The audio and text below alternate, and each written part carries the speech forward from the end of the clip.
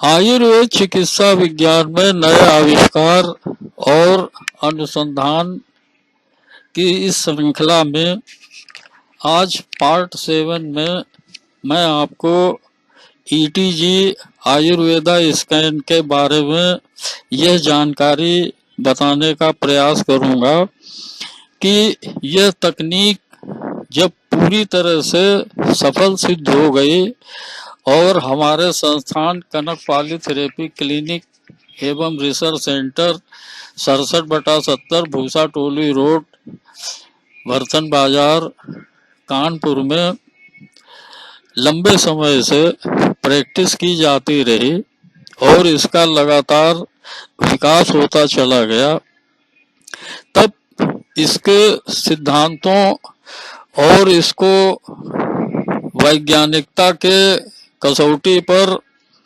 परखने के बाद एक पुस्तक लिखी गई जिसमें आयुर्वेद के सिद्धांतों वात पित्त कफ और सप्त धातुएं के अलावा 3 मल अग्नियां और शरीर के 16 सिस्टम्स के इवैल्यूएशन करके बताया गया कि इसे किस प्रकार इंटरप्रेट किया जा सकता है। जो भी रिकॉर्डिंग की जाती है ईटीजी मशीन द्वारा, उसका इंटरप्रिटेशन किस प्रकार कर सकते हैं और शरीर की सारी तकलीफों को आयुर्वेद के दृष्टिकोण से कैसे प्राप्त कर सकते हैं।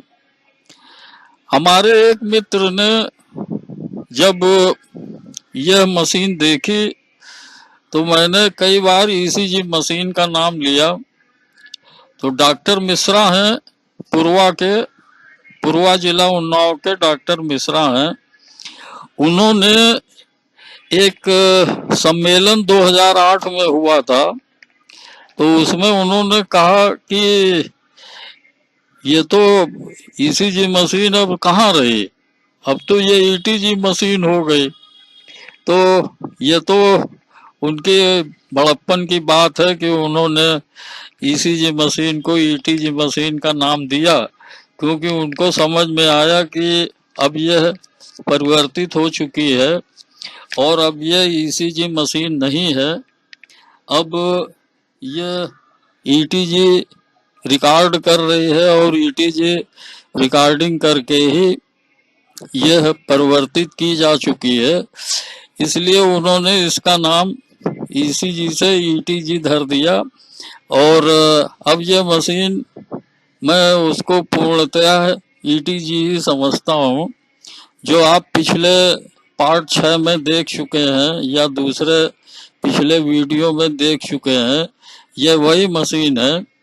और इस सन 2004 में नेशनल इनोवेशन फाउंडेशन द्वारा राष्ट्रीय नव प्रवर्तन प्रतिष्ठान द्वारा एक प्रतियोगिता का आयोजन किया गया था, जिसमें भारत के अंदर हुए इन्वेंशन, आविष्कार, इनोवेशन या अन्य ऐसी कोई आविष्कार की गई तकनीक हो जो देश के सामने लाया जा सके, उसके बारे में एक प्रतियोगिता का सन 2004 में नेशनल इनोवेशन फाउंडेशन द्वारा एंट्रियां मांगी गई थी।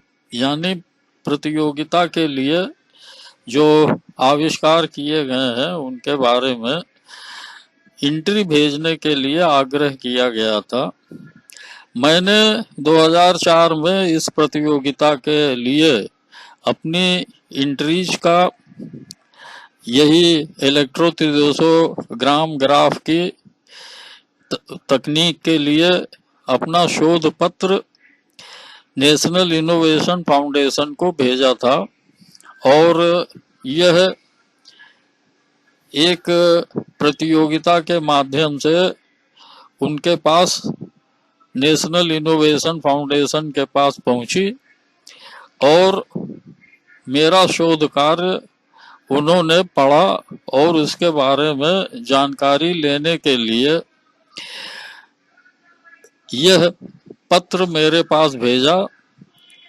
इससे पहले जब उनके पास यह इनोवेटिव तकनीक का रिसर्च पेपर पूरी फाइल जब पहुंची तो उन्होंने फोन पर मुझसे वार्तालाप की और वार्तालाप के दरमियान उनकी एक टीम बैठी हुई थी जिसमें 5 या 6 लोग थे और उसमें वैद्य भी थे, कुछ डॉक्टर थे, कुछ इंजीनियर्स थे।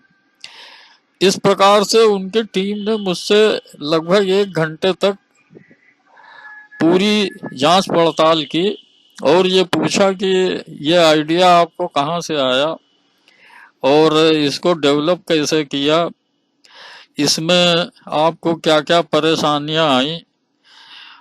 इस तरह की तमाम बातें उन्होंने मुझसे पूछी और ये पूछा कि ये इसकी उपयोगिता क्या है। मैंने सारी बातों का जवाब दिया और उससे वो संतुष्ट हुए। इसके बाद उन्होंने कहा कि मैं इसको जो हमारे दूसरे स्पॉन्सर हैं मैं उनको ये भेजूंगा और मुझे ये बाद में एक पत्र उनका मिला। पत्र मिलने के बाद कुछ और उन्होंने कुछ दिनों बाद फिर उनका फोन आया। उन्होंने कहा कि हमने आपकी सहमति से इस एंट्री को ministry of science and technology तथा ministry of health and welfare Bharat सरकार को भेज रहे हैं जो हमारे स्पॉन्सर हैं। अब वहां क्या हुआ उसके बारे में मैं आपको अगले वीडियो में बताऊंगा।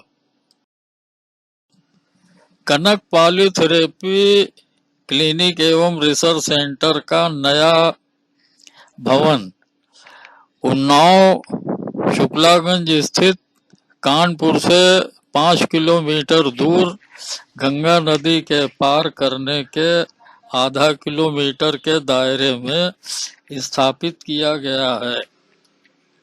इसमें इलेक्ट्रोत्रिदोसोग्राफी और आयुर्वेद की दूसरी तकनीकों यथा एटीएस आयुर्वेदा त्रिदोषो स्कैनर और Ayurveda STL whole body scan के साथ खून की जांच के लिए आयुर्वेद की तकनीक आयुष व्यूज का इस्तेमाल किया गया है। यहाँ वे सभी सुविधाएं उपलब्ध हैं जो आमतौर पर हमारे कानपुर केंद्र में मिलती हैं। नए केंद्र में आप सबका स्वागत है और चिकित्सा कार्य के लिए आप सबको आमंत्रण है। धन्यवाद।